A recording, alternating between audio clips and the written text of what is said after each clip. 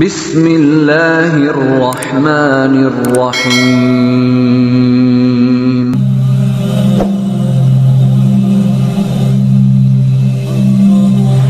A'udzubillahi minasyaitonirrajim. Bismillahirrahmanirrahim. Assalamualaikum warahmatullahi wabarakatuh. Bersyukur kepada Allah Subhanahu wa ta'ala dengan mengucapkan alhamdulillah, bersolawat kepada Nabi Muhammad sallallahu alaihi wasallam dengan mengucapkan Allahumma sholli ala sayyidina Muhammad wa ala ali sayyidina Muhammad. Berjumpa lagi di channel Cahaya Al-Qud ini. Harapan dan doa saya semoga pada hari ini dan hari-hari seterusnya Anda semua selalu dalam keadaan sehat walafiat, selalu dalam keberkahan, selalu dalam limpahan rezeki yang berkepanjangan, selalu dalam lindungan Allah, selalu dalam kemuliaan dan kejayaan baik di dunia dan kelak di akhirat. Dan juga yang mungkin pada saat ini ada di antara saudara-saudariku yang sedang menghadapi suatu masalah, saya doakan insya Allah semua masalah-masalah yang Anda hadapi akan segera diangkat oleh Allah, diselesaikan oleh Allah, dan diberikan jalan keluar yang terbaik dari Allah Subhanahu wa ta'ala. Amin ya Rabbal Alamin. Saudara-saudariku, para pemirsa channel Cahaya Al-Qud dimanapun Anda sekalian berada, pada pertemuan perjumpaan kita kali ini kita akan membahas mengenai masalah sebesar apapun bisa selesai dengan sholat tahajud.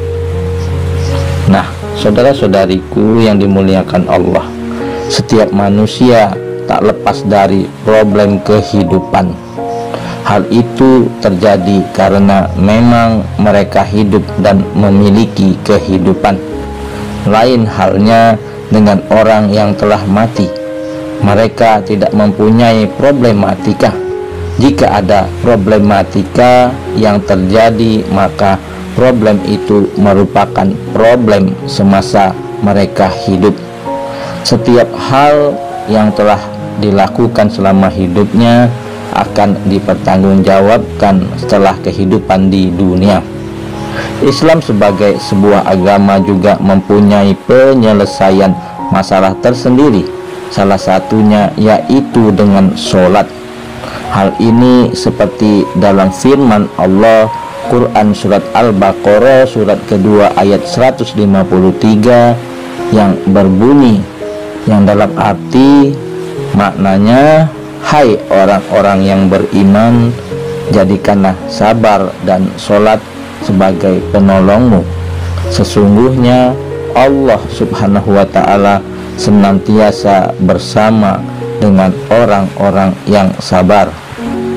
Saudara-saudariku, sholat merupakan salah satu hal yang fundamental setelah syahadat.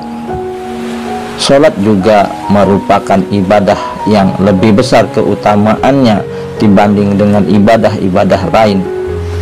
Rasulullah Shallallahu alaihi wasallam bersabda, sesungguhnya amalan yang pertama kali dihisab pada manusia di hari kiamat nanti adalah sholat.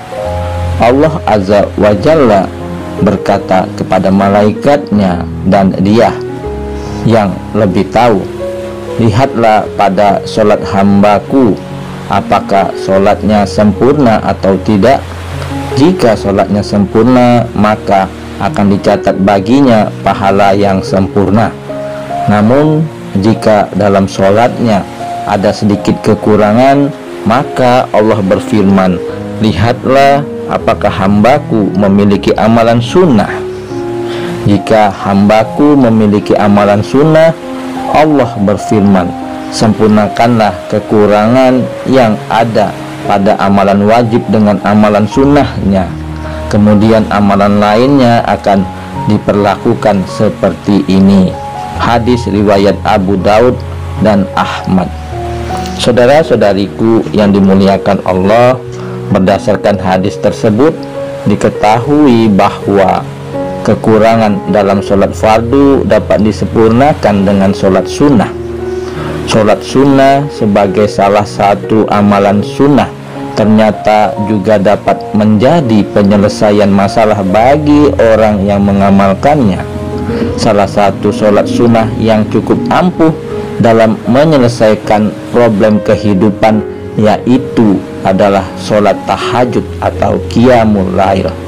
Sholat tahajud adalah sholat sunnah yang dikerjakan pada malam hari sesudah mengerjakan sholat isya sampai terbitnya fajar dan setelah bangun dari tidur, meskipun itu hanya sebentar.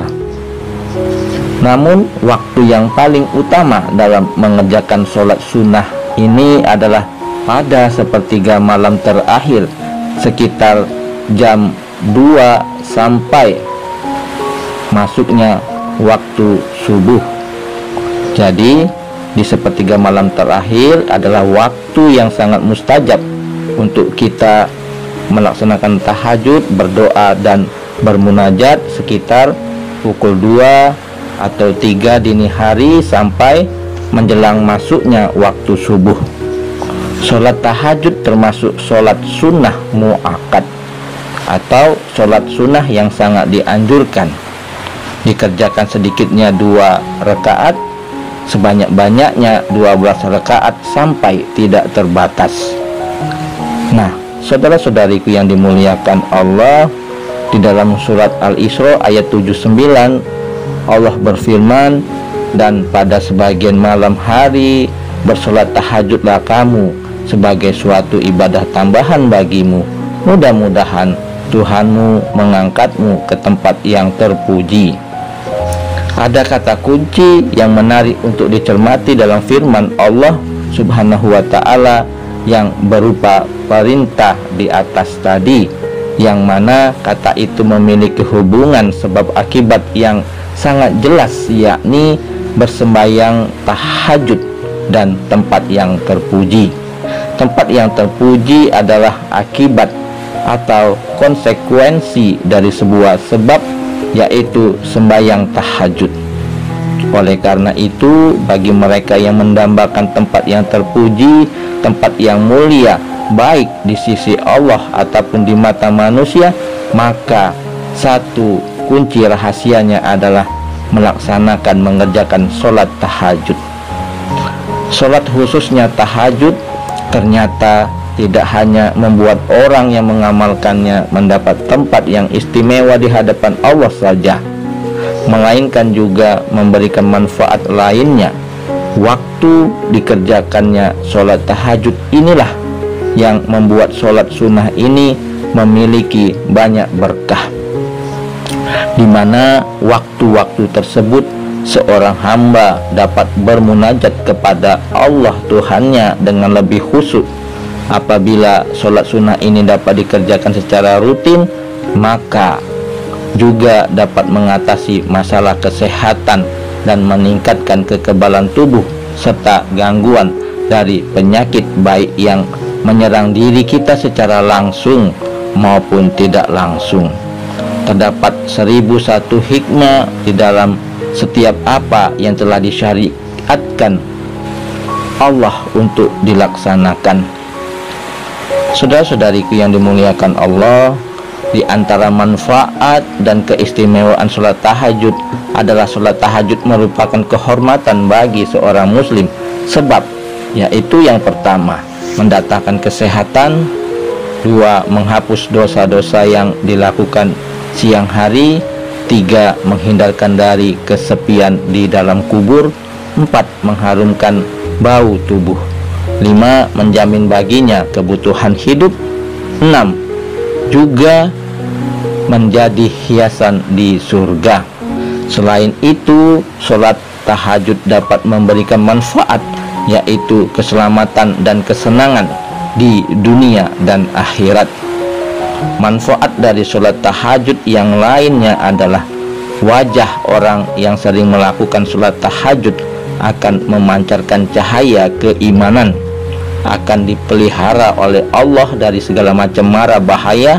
Setiap perkataannya mengandung arti dan dituruti oleh orang lain, akan mendapatkan perhatian dan kecintaan dari orang-orang yang mengenalinya, dimudahkan hisabnya berjalan di atas sirat bagaikan kilat. Hadis terkait sholat tahajud yaitu diantaranya perintah Allah turun ke langit dunia di waktu tinggal sepertiga akhir dari waktu malam, lalu berseru, adakah orang-orang yang memohon atau berdoa pasti akan aku kabulkan? Adakah orang-orang yang meminta pasti akan kuberi?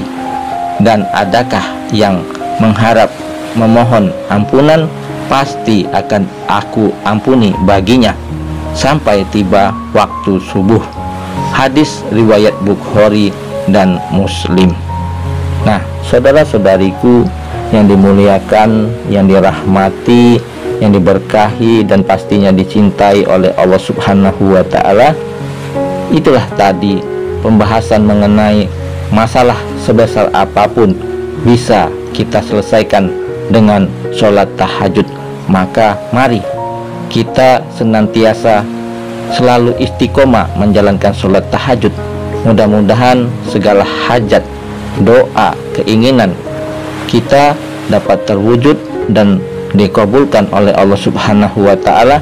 Yang penting dalam kita beribadah, niat kita hanyalah semata-mata mengharapkan ridho dari Allah Subhanahu wa taala. Mudah-mudahan bermanfaat.